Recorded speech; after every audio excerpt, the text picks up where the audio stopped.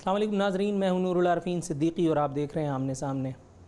تم جو آئے ہو تو در و دیوار ہیں اور کتنی حسین میری ہر شام ہوئی جاتی ہے۔ مشکور ہوں کہ اتنی طویل عرصے کی محنت شاقہ کے بعد، ایک طویل جدوجہد کے بعد آج ہمارے پروگرام میں موجود ہے انتہائی اہم اور معزز محترم ہستی۔ بات کر رہا ہوں ترجمان دفتر خارجہ جناب نفیس ذکریہ صاحب کی۔ السلام علیکم سر۔ جی وعلیکم سر، سب سے پہلے تو انتہائی مشکور ہوں کہ آپ نے اپنی مصروفیات میں سے ہمارے شو میں شرکت کے لیے وقت نکالا۔ پہلا سوال بین الاقوامی تعلقات کے اسٹوڈنٹ کی حیثیت سے میں تو جانتا ہوں، ناظرین کے لیے جاننا چاہتا ہوں، حکومتوں کی تبدیلی یا اشخاص کی تبدیلی کس حد تک ریاست پاکستان کی پالیسیز پر اثر انداز ہوتی ہے؟ نواز شریف صاحب کا جانا اور شاہد خاقان صاحب کا ان ہونا ہماری ریاست کی پالیسی کس حد تک بدلنے کی امید ہے؟ پاکستان کے جو نیشنل آبجیکٹیوز ہیں وہ سیم ہیں، ٹھیک ہے۔ میں آپ سے اس کی مثال دیتا ہوں، جیسے کہ اکنامک ڈیولپمنٹ ہے، کشمیر کا ایشو ہے، پاکستان کی پروجیکشن ہے، کلچرل پروجیکشن ہے، اور اس کے علاوہ کئی ایسے آبجیکٹیوز ہوتے ہیں اور ان کی ڈفرینٹ کیٹیگریز ہوتی ہیں۔ اس آبجیکٹیو کو کیسے ہم نے اچیو کرنا ہے، وہ حکومت اگر تبدیل ہو تو وہ ان کے اوپر ہوتا ہے کہ اس وقت اس کو اپروچ کیا رکھنا چاہتے ہیں اور کس چیز کو وہ ترجیح دینا چاہتے ہیں، تو پرائرٹیز سیٹ کرتے ہیں وہ لوگ۔ تو جو موجودہ گورنمنٹ ہے، اول تو گورنمنٹ کوئی چینج نہیں ہوئی ہے، جو موجودہ گورنمنٹ ہے اس گورنمنٹ نے اپنا جو اس وقت ان کا موٹیو ہے اور جو پالیسی ہے وہ یہ ہے کہ پیسفل نیبرہڈ، جو ویژن ہے بیسیکلی جو ہمارے سابقہ وزیر اعظم صاحب کا تھا، کہ ویژن یہ تھا کہ پیسفل نیبرہڈ، اور اس کے پیچھے جو چیز کار فرما تھی وہ یہ ہے کہ پاکستان کی اس خطے کے اندر جو جغرافیہ لوکیشن ہے وہ ایک یونیک لوکیشن ہے۔ کسی اور کنٹری کو، کسی اور ملک کو نہ اس خطے میں نہ اور کہیں وہ اعزاز حاصل ہے جو پاکستان کو ہے، کہ پاکستان 4 خطوں کو آپس میں جوڑ سکتا ہے: South Asia, Central Asia, West Asia اور ویسٹ چائنا، ٹھیک ہے۔ اور اس ویژن کے پیچھے بیسیکلی یہی ایک جو چیز کار فرما تھی وہ یہ تھی کہ کیسے کنیکٹیوٹی کا جو ہم رول ہے پاکستان وہ کیسے ادا کرے، اور اس کی آپ کو جو جھلک نظر آئے گی، اس کی جو ریفلیکشن نظر آئے گی ان تمام جو پالیسی ایکشنز کے اندر، انیشیٹیوز کے اندر، وہ اس طرح نظر آئے گی کہ جی ہم نے، حکومت نے سینٹرل ایشیا جو کہ ایک لینڈ لاک پورے کنٹریز ہیں ان کے ساتھ تعلقات کو آگے بڑھایا بہت ہی مؤثر طریقے سے، اور اس کے پیچھے جو چیز کار فرما تھی، جو آبجیکٹیو تھا، اسی کے اندر جو ایمبیڈڈ تھا وہ یہ تھا کہ جی وہ چونکہ ریسورس رچ ہیں انرجی کے سیکٹر کے اندر، اور پاکستان وہ ملک ہے جس کو ترقیاتی کاموں کے لیے اور ترقی کے لیے انرجی کی بہت سخت ضرورت ہے، اور ہمارے انرجی کی ڈیفیشنسی بہت زیادہ تھی، تو اس پوائنٹ آف ویو سے اس کو انگیج کیا، اس ریجن کو۔ اس کے علاوہ نہ صرف یہ ہے کہ پاکستان کو انرجی کی ضرورت ہے بلکہ چائنا کو بھی ضرورت ہے، اور پھر اس خطے میں اور کئی ممالک ہیں جن کو انرجی کی ضرورت ہے، تو پاکستان وہ ایک رول ادا کر سکتا ہے۔ پھر پاکستان ایک انرجی کوریڈور کے علاوہ ٹریڈ کوریڈور کا بھی مؤثر کردار ادا کر سکتا ہے۔ تو یہ اس پالیسی کے پیچھے، تو یہ بیسیکلی اس وقت موجودہ پالیسی جو ہے وہ اس کی جو ڈائریکشن ہے، جو فوکس ہے، وہ اس چیز کے اوپر بہت زیادہ تھا، لیکن اس کا ہرگز مطلب یہ نہیں ہے کہ ہمارا جو پالیسی فوکس ہے دوسرے ممالک کے حوالے سے وہ کہیں شفٹ ہو گیا ہے۔ ہر ایک کی اپنی ایک ڈائنامکس ہے، ہر ایک کی اپنی ایک امپورٹنس ہے۔ آپ گلف ریجن لیں گے تو اس کی اہمیت جو ہے وہ دوسرے زاویے سے ہے۔ ویسٹرن کنٹریز جو ہے جس کو ہم عرف عام میں فرسٹ ورلڈ کہتے ہیں، ان کی جو اہمیت ہے وہ دوسرے زاویے سے۔ یقیناً وہ تو ہم پہ واضح ہے، لیکن سر یہ مجھے بتائیے گا، ایک طویل عرصے کے بعد پاکستان کو ایک وزیر خارجہ، مستقل وزیر خارجہ میسر آیا ہے، آپ کے خیال میں مشیر خارجہ اور وزیر خارجہ یہ دونوں کس حد تک اہم یا غیر اہم ہوتے ہیں؟ سرتاج عزیز صاحب تھے، سرتاج عزیز صاحب کے بعد اب خواجہ آصف صاحب ان کو ریپلیس کر رہے ہیں، آپ کے خیال میں ان کے پاس جو اس سے پہلے جو وزارت تھی وہ اس سے قطعی مختلف تھی، آپ کے خیال میں یہاں کچھ کوئی ڈرا بیک ہو سکتا ہے، کوئی پرابلم کا سامنا کرنا پڑ سکتا ہے پاکستان کو، حکومت پاکستان کو انٹرنیشنل فورمز پہ، یا نہیں؟ میرا نہیں خیال ہے کہ اس کے اوپر کوئی جواب ایسے میرے اس ذات آفیشیل کیپیسٹی میں بنتا ہے۔ پہلی چیز تو یہ ہے کہ یہ حکومت کا اپنا فیصلہ ہے کہ فارن منسٹر لگاتے ہیں یا ایڈوائزر لگاتے ہیں. آپ جس صاحب کا ریفرنس دے رہے تھے سطح عزیز صاحب، وہ ایک بہت قداور شخصیت تھی. ٹھیک ہے، ان کا ایک بڑا وسیع ایکسپیرینس تھا، اور نہ صرف یہ ہے کہ اس وسیع ایکسپیرینس سے پاکستان نے فائدہ اٹھایا، بلکہ میں سمجھتا ہوں کہ وہ ممالک جو پاکستان کی طرف دیکھتے ہیں انہوں نے بھی پاکستان کی قیادت سے، ان کی جو ایکسپیرینس ہے اس سے فائدہ اٹھایا. تو میں نہیں سمجھتا کہ یہ ایک نان ایشو تھا جس کو میڈیا میں بھی اور ادروائز بھی کافی چلایا گیا ہے، جس کی کوئی خاص ضرورت نہیں تھی. وہ جس کیپیسٹی میں تھے، وہ ہمارے فارن منسٹر بھی رہے، فل فلیش فارن منسٹر رہے، وہ ہمارے فائنانس منسٹر بھی رہے، اور انہوں نے یون کی میں بھی جو ہے ایک بہت مؤثر طریقے سے اپنا ایک کردار ادا کیا تھا جب وہ فارن منسٹر یا فائنانس منسٹر نہیں تھے. تو میں سمجھتا ہوں کہ شاید ایک ایسا نان ایشو جس کو ہمارے میڈیا نے اس کو خاص طور پہ اس کو ہائی لائٹ کیا. سر، ان کے نہ ہونے سے یا ان کے ہونے سے، اس سے قطع نظر پاکستان کی اس وقت کی خارجہ پالیسی کی اساس کیا ہے؟ اساس سے مراد بیسک ہماری خارجہ پالیسی کے بنیادی ستون کیا ہے اس وقت، جس پہ ہماری خارجہ پالیسی ڈیپینڈ کر رہی ہے؟ دیکھیں، یہ آپ خارجہ پالیسی جو ہے وہ ایسے دو الفاظ میں ڈیفائن نہیں کر سکتے. کسی بھی ملک کی جو خارجہ پالیسی ہوتی ہے وہ ایک مرکب ہوتی ہے، ایک املگمیشن ہوتی ہے بہت سارے ایلیمنٹس کی. اگر آپ پاکستان کی جغرافیائی لوکیشن دیکھیں گے اور پاکستان کا نیبر دیکھیں گے، ان کے ہمسائے دیکھیں گے، تو اس لحاظ سے پاکستان کی فارن پالیسی کی جو ڈائریکشن ہے، اس کی جو انگریڈینٹس ہیں، اس کی جو پرائرٹیز ہے، وہ پاکستان کے حوالے سے ہوں گی. اور ہمارا جو اس وقت اس کے کئی ٹیئرز ہوتے ہیں فارن پالیسی کے. ایک، آپ کی سرحدوں کی جو تحفظ ہے وہ بہت ضروری ہے. ٹھیک ہے، اور اس تحفظ کا ہرگز مطلب یہ نہیں ہوتا ہے کہ آپ وہ تحفظ صرف اور صرف جو ہے وہ ڈیفنس کے ذریعے حاصل کرتے ہیں، بلکہ وہ تحفظ بیسیکلی آپ اپنی اکنامک پروگریس کے ذریعے، وہ تحفظ آپ اپنی دوستیاں بڑھا کر، اور تحفظ جو ہے وہ یہ میسج کنوے کر کے بھی کہ ہمارے اندر وہ صلاحیت ہے کہ کسی قسم کی کوئی ایگریشن، کسی قسم کی کوئی میلی نظر جو ہے وہ پاکستان کو غیر محفوظ نہیں کر سکتی. ٹھیک ہے، تو ہماری جو فارن پالیسی ہے وہ کئی چیزوں کا مرکب ہے، اس کے کئی سٹیک ہولڈرز ہیں. کیونکہ ہماری جو میں نے جیسے پہلے بھی آپ کو عرض کیا کہ ہماری پرائرٹیز کے اندر یہ پرائرٹی ہے کہ ہم پاکستان کو اقتصادی طور پر ایک بہت مضبوط ملک بنانا چاہتے ہیں. پاکستان کے اندر بے تحاشا اس کے رنگ ہیں. پاکستان کا کلچر جو ہے بڑا رچ اور ڈائیورس کلچر ہے، اس کو ہم اجاگر کرنا چاہتے ہیں، کیونکہ وہ لوگوں کے درمیان میں کنیکٹیوٹی ایک پرووائڈ کرتی ہے.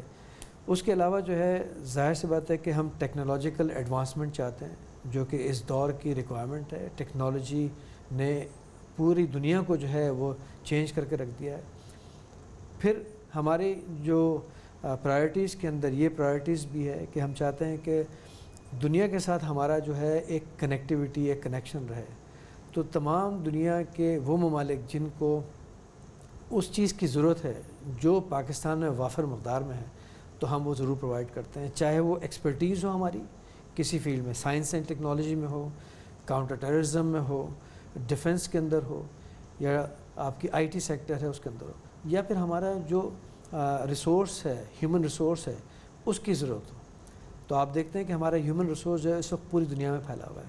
اگر آپ یو این کے امن مشنز کے حوالے سے دیکھتے ہیں تو ہماری جو اس کے اندر شمولیت رہی ہے، ہماری فوج کا اس کے اندر جو کردار رہا ہے اور اس کے اندر جو کنٹریبیوشنز ہیں، وہ پوری دنیا اس کو اکنالج کرتی ہے. تو غرض یہ کہ ہم تمام وہ ریسورسز جو ہم سمجھتے ہیں کہ ہمارے پاس ہماری اس سے زیادہ ہے کہ جس کو ہم استعمال کریں گے، تو ہم دوسروں کے لیے اس کو استعمال کرنا چاہتے ہیں تاکہ وہ ممالک کے درمیان میں ایک اچھا مضبوط رشتہ ثابت ہو. سر، یہاں قطع کلامی کی اجازت چاہتا ہوں، یہاں مجھ سے ایک بریک لیا جا رہا ہے. ناظرین، بریک کے بعد اپنی گفتگو اس سلسلے کو مزید آگے بڑھائیں گے.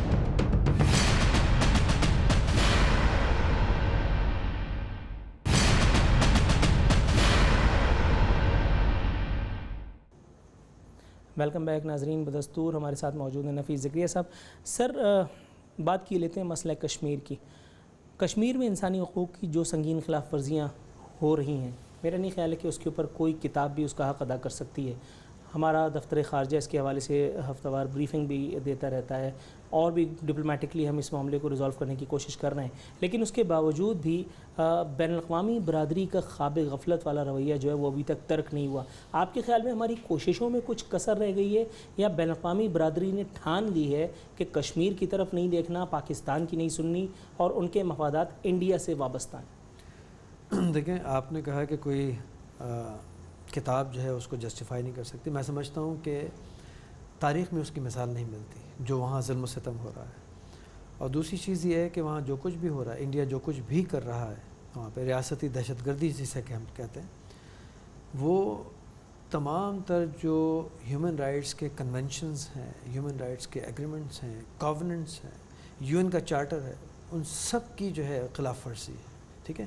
تو ایک ایسا ملک جو اپنے آپ کو دنیا کی سب سے بڑی جمہوریہ کہتا ہے، جمہوریت کہتا ہے، وہ وہاں پر کیا ہو رہا ہے، یا وہ کس طریقے سے وہاں پر خون ریزی کر رہا ہے معصوم بچوں کی، وہاں پر کس طریقے سے جو ہے وہاں پر لوگوں کو، ایک پوری جنریشن کو وہ اندھا کر رہے ہیں، اس کی بھی کوئی مثال نہیں ملتی. یہ کہنا میرے خیال میں ایک انڈرسٹیٹمنٹ ہوگا یا صحیح مناسب نہیں ہوگا کہ پوری دنیا غفلت میں نہیں. میں نہیں اس سے ایگری کروں گا. برطانیہ کی جو پارلیمنٹ ہے وہاں پر اس کے اوپر 3.5 گھنٹے ڈیبیٹ ہوئی ہے.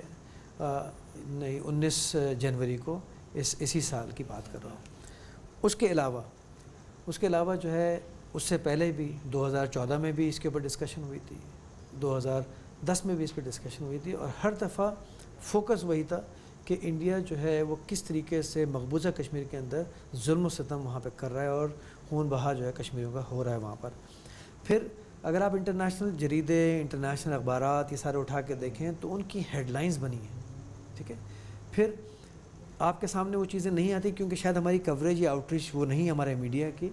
لیکن اگر میں جانتا ہوں اس چیز کو، کیونکہ ہم اسی سب چیزوں میں نظر رکھتے ہیں کہ سول سوسائٹی کے جو ممبرز ہیں، سول سوسائٹی کی جو آرگنائزیشنز ہیں یورپ میں، نارتھ امریکہ میں، اور دوسرے ممالک کے اندر بھی، خود ایشیا کے اندر بھی، اس کے اوپر کئی جو ہے وہ ایکٹیویٹیز آرگنائز کر چکی ہیں اور مستقل کر رہی ہیں. ٹھیک ہے.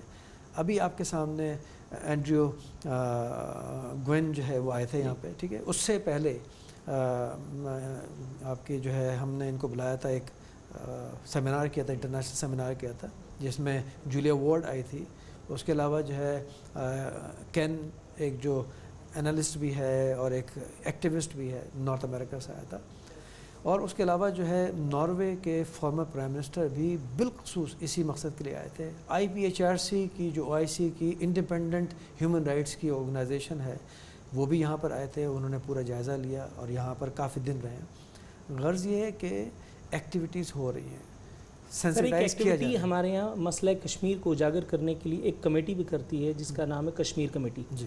اب یہ کمیٹی پتہ نہیں کتنے سالوں سے نکل رہی ہے، کس کس کی نکلی ہے، اس کمیٹی نے اپنا کیا رول پلے کیا؟ آپ سمجھتے ہیں کہ واقعی کشمیر کمیٹی کی جو چیئرمین شپ ہے وہ اگر اسی کو ریپلیس کر دیا جائے، اسی کو آگے پیچھے کر دیا جائے تو شاید کچھ مطلوبہ نتائج حاصل کیے جا سکتے ہیں، یا میں غلط کہہ رہا ہوں؟ دیکھیں، میرا نہیں خیال ہے کہ آپ ایک تو یہ ہے کہ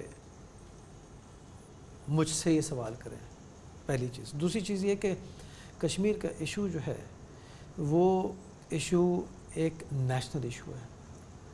اس کو اس کے معاملے میں کام کرنا جائے وہ ہمارا ہر ملک کے ہر فرد کا کام ہے. ہر فرد کا فرض ہے، چاہے وہ فرد ملک کے اندر ہو چاہے ملک کے باہر ہو. ٹھیک ہے. جتنی بھی ہمارے ملک کے اندر سیٹ اپ ہیں جو کشمیر کے حوالے سے ہیں وہ اس پالیسی کے تحت کام کر رہے ہیں جو کشمیر کے اوپر ہم نے ایک پالیسی تیار کی ہوئی ہے.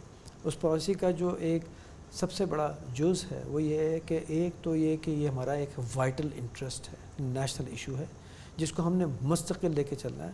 اور اس مستقل لے کے چلنے کے اندر جو سب سے بڑا اس کا ایلیمنٹ ہوتا ہے کہ ہم نے دنیا میں کس طریقے سے اور اس کو کشمیر کے ایشو کو جو ہے اجاگر بھی کرنا ہے، اور اس کے حوالے سے اس کو جو حل کرنا ہے اس سلسلے میں کس طریقے سے ان کی شمولیت ہم نے اس کے اندر کرنی ہے، یعنی ہم انٹرنیشنل کمیونٹی کی جو ہے انٹرونشن مانگتے ہیں. تو اس سلسلے میں بہت سارے جو ایلیمنٹس ہیں حکومتی سطح پر وہ کام کر رہے ہوتے ہیں، جس کی چیزیں آپ کے سامنے نہیں آتی ہیں، پبلک ڈومین میں نہیں آتی ہیں، اور وہ کام مستقل ہو رہا ہوتا ہے.